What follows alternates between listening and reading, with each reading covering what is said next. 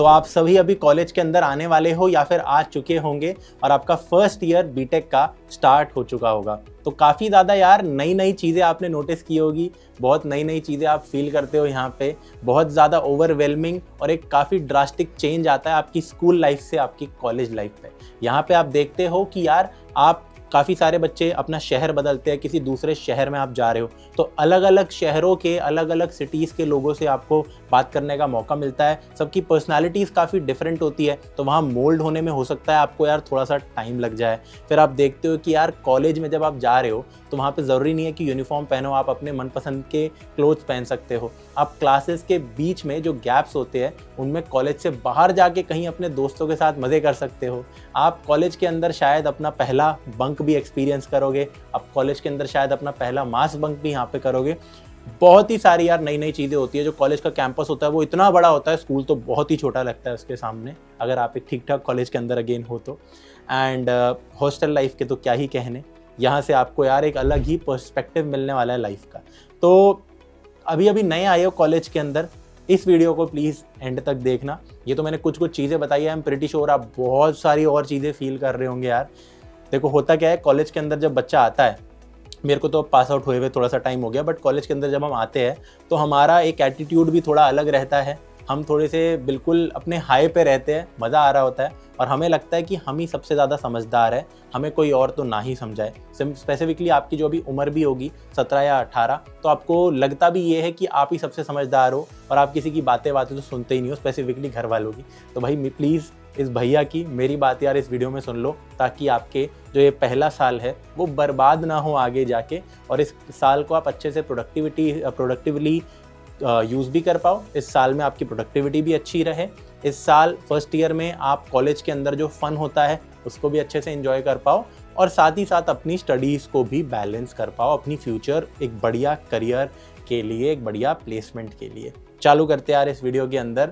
And point by point मैं आपको कुछ 4-5 पॉइंट्स बताने वाला हूँ। अगर आप इनको फॉलो करते हो अपने फर्स्ट ईयर के अंदर, आपका फर्स्ट ईयर सॉर्टेड रहेगा बिल्कुल एंड टू एंड।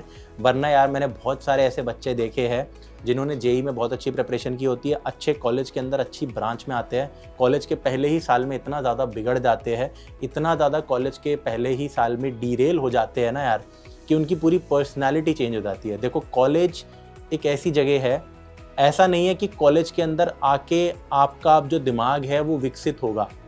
वो सब चीज़ें स्कूल में 9th 10th 11th 12th में ज़्यादा हो चुकी है। कॉलेज के अंदर आके आपकी पर्सनैलिटी डेवलप होती है। तो ये जो फर्स्ट ईयर है यहीं से चीज़ें होना चालू हो जाती है।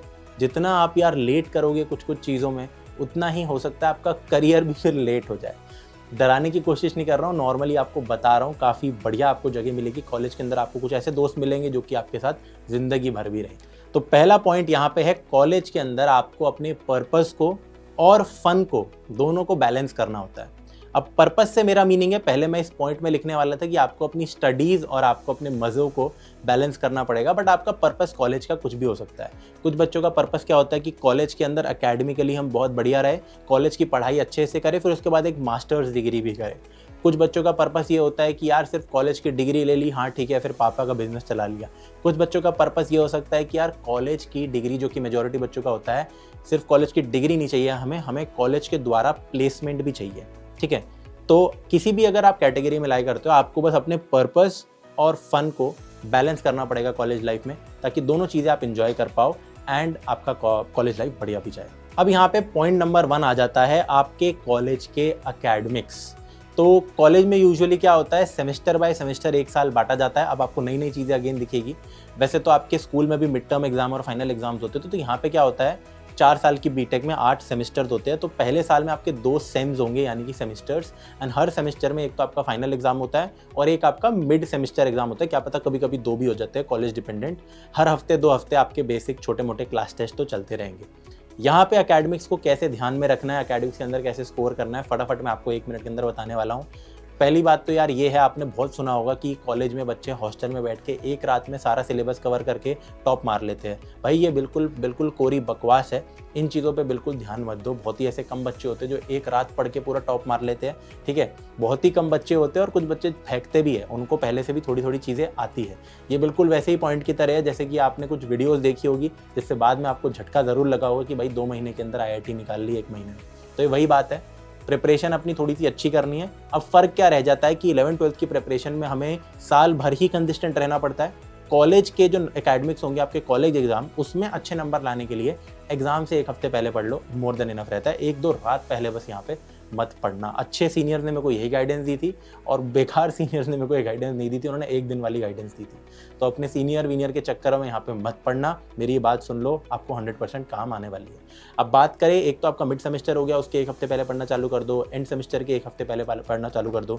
उसके अलावा आपके असाइनमेंट्स और छोटे मोटे टेस्ट में नंबर आते हैं जो कि आप जुगाड़ से आराम से ला सकते हो। मैं जुगाड़ बताना नहीं चाहता, ना ही एक्सप्लेन करना चाहता हूँ, बट असाइनमेंट्स यार यूजुअली क्लास में सब एक दूसरे के टेप ही लेते हैं। तो जब भी आप उनको कर रहे हो, आप बस इन चीज़ों को प्लीज़ टाइम से करना। अगर इन चीज़ों को भी आप टाइम पे नहीं कर पा रहे हो ना यार, तो वो बहुत दिक्कत देगी, क्योंकि ये छोटे छोटे जो नंबर होते हैं आपके फाइनल मार्क्स में जुड़ते हैं पर सब्जेक्ट, एंड ये बहुत ही आसान टू स्कोर होते हैं। तो इन चीज़ों को यार बिल्कुल हल्के में मत लेना। एक और यहाँ पे बात आ जाती है क्या, कि अपने टीचर्स के साथ यार अच्छे से बिहेव करना। उनसे भी अगर आप थोड़ा सा उसमें रहते हो ना, तो उनके हाथों में आपके लिटरली नंबर होते हैं, है ना, और वो आपके नंबर काट सकते हैं, ना सिर्फ आपके एक्चुअल एग्जाम से, बट मोस्टली जो ये छोटे मोटे नंबर्स होते हैं उनसे। अब इन छोटे मोटे नंबर में अटेंडेंस के भी कभी कभी नंबर होते हैं। तो कॉलेजेस के अंदर आजकल 75% अटेंडेंस का रूल आ गया है। अब आपको मैं बताऊं, मेजॉरिटी कॉलेज में अभी भी अगर आप 65% अटेंडेंस, 60% अटेंडेंस ले आते हो तो ज़्यादा दिक्कत आपको नहीं होती। बट आपको बस कॉन्स्टेंटली क्या करना होता है, मान लो आप क्लास में नहीं आए और अगर आपने टीचर के साथ थोड़ी सी भी बना रखी है तो आप उससे अटेंडेंस वहीं की वहीं अपडेट करवा सकते हो। ऑन दी अदर हैंड, अगर आप लड़ाई कर रखी है आपने टीचरों से, तो आपकी अटेंडेंस कभी भी ज़िंदगी में नहीं बढ़ाएंगे एक्स्ट्रा। तो इन बातों का आपको यहाँ पे ध्यान रखना है। ऐसे आपका जो कॉलेज एकेडमिक्स है वो आराम से हो जाएगा। चिल करना, बिल्कुल कोई भी आपको दिक्कत नहीं होने वाली है इस कॉलेज ज़िंदगी के अंदर रिलेटेड टू एकेडमिक्स, और ये 2nd, 3rd, 4th ईयर के लिए भी वैलिड है। अब यहाँ पे आ जाता है सेकेंड पॉइंट, कॉलेज के अंदर जो भी पढ़ाई हो रही है। अब मान लीजिए आप कंप्यूटर साइंस ब्रांच में, कॉलेज के अंदर जो कंप्यूटर साइंस में आपको पढ़ाया जाएगा, क्या वही चीज़ें एग्जैक्टली आपकी प्लेसमेंट में, जब कंपनी आएगी आपके 4th ईयर से पहले नौकरी के लिए, तो वो आपका इंटरव्यू लेगी, वो कोई टेस्ट रखेगी, तो जो कॉलेज में पढ़ाया जा रहा है क्या वही चीज़ें उसमें आने वाली है? बिल्कुल भी नहीं। इवन अगर आपकी ब्रांच उसी से रिलेटेड है तो आपको अपनी प्लेसमेंट्स के लिए, मान लो सॉफ्टवेयर इंजीनियरिंग में अगर प्लेसमेंट्स करनी है, तो आप अपने कॉलेज के स्टडीज़ पे रिलाई ही नहीं कर सकते। हाँ, ये पढ़ ज़रूर लेना क्योंकि इसमें नंबर लाने ज़रूरी बहुत होते हैं, वो एक अलग आर्ग्यूमेंट है जिसके बारे में बाद में बात करेंगे। बट कॉलेज की प्लेसमेंट के लिए या किसी भी off campus on campus placement के लिए आपको अलग से पढ़ाई चालू करनी पड़ेगी, जिसके अंदर आपको डेटा स्ट्रक्चर एल्गोरिदम्स, मैं सॉफ्टवेयर डेवलपर की जॉब के लिए कह रहा हूँ, इंजीनियरिंग के लिए जॉब के लिए DSA पढ़ना पड़ता है, data structure algorithms, web development, या फिर अगर आप ML AI अगर पढ़ रहे हो तो इन फील्ड्स के अंदर आप यहाँ पे जाते हो, तो ये चीज़ें आपको अलग से पढ़नी होगी। अब ये कुछ जो मैं टॉपिक्स आपको बता रहा हूँ, ये आपके सेमेस्टर में भी आपको देखने को मिलेंगे। कॉलेजेस में CS ब्रांच में 1st, 2nd, 3rd सेमेस्टर में से किसी एक में DSA टॉपिक होता है, डेटा स्ट्रक्चर एल्गोरिदम, लेकिन जो कॉलेज में आपको पढ़ाया जाता है वो बकवास होता है कतई। एंड मैं अभी तक इस चीज़ को समझ नहीं पाया हूँ कि यार कॉलेजेस के अंदर, बड़े बड़े कॉलेजेस के अंदर भी क्यों आपको पर्टिकुलरली लैंग्वेज के साथ DSA नहीं कराया जाता, क्यों वहाँ पे क्वेश्चंस आपको सॉल्व नहीं कराए जाते। I don't know about it. वहाँ आपको वाइट बोर्ड पे या ब्लैक बोर्ड पे थ्योरेटिकल चीज़ें करके दिखा देंगे, थ्योरेटिकल तरीके से एल्गोरिदम बता देंगे, उनको एक्चुअली में फील कभी नहीं कराएंगे, बहुत ही घटिया तरीके से पढ़ाएंगे, चाहे कोई भी कॉलेज हो। बट वो भी थोड़ा पढ़ लेना, और अलग से आपको यार DSA आप पढ़ लेना, यूट्यूब पे आपको फ्री में मिल जाता है। अगर आप किसी पेड कोर्स में एनरोल करना चाहते हो तो 5,000 6,000 में आपको वो भी मिल जाता है। आराम से सारी चीज़ें इंटरनेट पे अवेलेबल है, बट एक स्ट्रक्चर तरीके से देखना, भले ही फ्री में पढ़ रहे हो या पेड पढ़ रहे हो, ठीक है, अलग अलग जगह से मत पढ़ना यहाँ पे। तो ये पॉइंट यहाँ पे आ जाता है कि जो एक्चुअल स्किल्स चाहिए प्लेसमेंट के लिए वो डिफरेंट होते हैं कॉलेज स्टडीज़ से, ऑल्दो उनके टॉपिक्स आपको सेम लगे सेमेस्टर सब्जेक्ट्स के अंदर। तीसरा यहाँ पे पॉइंट आ जाता है, क्या आपको कॉलेज में क्लब्स में, सोसाइटीज़ में पार्टिसिपेट करना चाहिए, वहाँ पे एनरोल होना चाहिए या फिर नहीं। अब कॉलेज दुनिया में ये एक नई और चीज़ होती है कि डांस का भी एक क्लब होता है, एक्टिंग का एक क्लब होता है, फोटोग्राफी का एक क्लब होता है, फिर आपका डिबेटिंग की एक अलग सोसाइटी होती है, एंड बहुत सारी यहाँ पे सोसाइटीज़ होती है। मान लो पेंटिंग की भी होती है, म्यूज़िक की भी होती है, आपकी आर्ट, मतलब आर्ट तो पेंटिंग में ही आ गया, चलो आर्ट सोसाइटी होगी, बहुत और भी, मतलब एंडलेस फैशन सोसाइटीज़ या जो भी है, बहुत चीज़ें होती है, तो क्या इनमें आपको पार्टिसिपेट करना चाहिए? नहीं। देखो, इनमें पार्टिसिपेट करने का एक फ़ायदा ज़रूर होता है कि आपकी दोस्ती इंक्रीज़ होती है, आपके सीनियर से कनेक्शंस इंक्रीज़ होते हैं, और आपकी थोड़ी पर्सनैलिटी भी डेफिनेटली बेटर होने के चांसेस होते हैं। अच्छी अगर सोसाइटीज़ में आप स्पेसिफिकली जाओगे, अगर मान लो डिबेटिंग सोसाइटी टाइप्स में, बट ध्यान रखना यहाँ पे एक सोसाइटी से ज़्यादा ज्वाइन मत करना। 2 सोसाइटीज़ आप कर सकते हो, बट टू बी ऑनेस्ट बहुत सारे बच्चे मैंने देखे हैं जो कि 3-4 सोसाइटीज़ में आ जाते हैं, बट उनका समय बर्बाद होता है एंड इवेंचुअली यार वो छोड़ ही देते हैं। उनमें से जो छोड़ देता है सारी, वो तो एक्सेल कर लेता है, बट काफ़ी सारे बच्चे इसमें फंस जाते हैं। अब जब आप इन क्लब्स के अंदर जाते हो तो आप बेसिकली एनरोल हो रहे हो इन क्लब्स में, तो आपको भी टास्क दिए जाते हैं, काम बहुत सारे दिए जाते हैं। ऐसा नहीं है कि आप फन करने वहाँ जा रहे हो, तो आपके पास काम और बढ़ जाता है। तो उस चीज़ को आप कभी इतनी प्रायोरिटी मत देना अपने कॉलेज एकेडमिक्स या फिर अपनी प्लेसमेंट प्रिपरेशन से। उन दोनों से कम ही इसको प्रायोरिटी अपने कॉलेज सोसाइटीज़ को देना। डेफिनेटली आप एक सोसाइटी में, या अगर आप एक अच्छे हसलर काइंड ऑफ बच्चे हो, तो आप 2 सोसाइटीज़ में भी एनरोल कर सकते हो। अपने पर्टिकुलर जो आपको शौक है, डेफिनेटली इनको पूरा करो।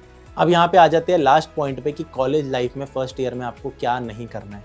पढ़ाई हो गई डन, फन हो गया आपका डन यहाँ पे, ठीक है। मौज मस्ती करने के लिए बहुत टाइम मिलेगा कॉलेज के अंदर, बट बस उसको ओवरलैप मत करना अपनी एकेडमिक्स के साथ।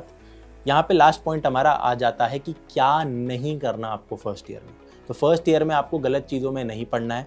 फर्स्ट ईयर के अंदर आपको फर्स्ट ईयर लाइटली नहीं लेना है, क्योंकि देखो, अब मैं भी किसी फर्स्ट ईयर से मिलता हूँ, वो पूछता है भैया क्या ये चीज़ कर लूँ, तो इमीडिएट रिएक्शन मेरा एज अ सीनियर ये निकलता है, तू अभी फर्स्ट ईयर में मज़े कर। तो आपके सीनियर्स भी बोलेंगे तो यही, एंड दैट्स ट्रू। थोड़ा सा आप लाइट ले सकते हो अपने फर्स्ट ईयर को, but honestly speaking first year के अंदर नंबर लाने सबसे आसान है, तो उसको आपको मैक्सिमाइज़ करना चाहिए, वरना बाद में जाके बहुत ज़्यादा रिग्रेट होता है। और दूसरा, अगर फर्स्ट ईयर के अंदर यार आप बिगड़ गए, फर्स्ट ईयर के अंदर ही प्रॉब्लम्स क्रिएट हो गई, तो आगे जाके और भी ज़्यादा आपकी प्रॉब्लम्स क्रिएट होती है। और ऐसा कुछ नहीं है कि आपके फर्स्ट ईयर अगर बहुत ही ज़्यादा ख़राब गया तो आगे जाके आप कुछ ज़्यादा ही उखाड़ लोगे, ऐसा कुछ नहीं है। फर्स्ट ईयर भी उतना ही मैटर करता है जितना सेकंड करता है, जितना थर्ड करता है, जितना फोर्थ करता है। इनफैक्ट फोर्थ ईयर तो सबसे ही कम मैटर करता है। फर्स्ट सेकंड थर्ड ईयर बहुत ज़्यादा आपके मैटर करते हैं कॉलेज के, इन टर्म्स ऑफ एवरीथिंग। तो इस चीज़ में कभी मत पढ़ना कि यार ये तो मज़े करने वाला ईयर है, नहीं भाई। हल्का सा सीरियसनेस आप रखना, बाकी सब चिल ही है, बहुत ज़्यादा लोड आपको मिलेगा ही नहीं जितना 11th-12th की प्रिपरेशन में आप कर रहे थे। तो इस वीडियो के लिए इतना ही था। आई होप आप अपना ये जो फर्स्ट ईयर है ये बहुत अच्छे से बिताओगे, बहुत अच्छे से पढ़ोगे इसमें और बहुत अच्छा एंजॉय भी करोगे।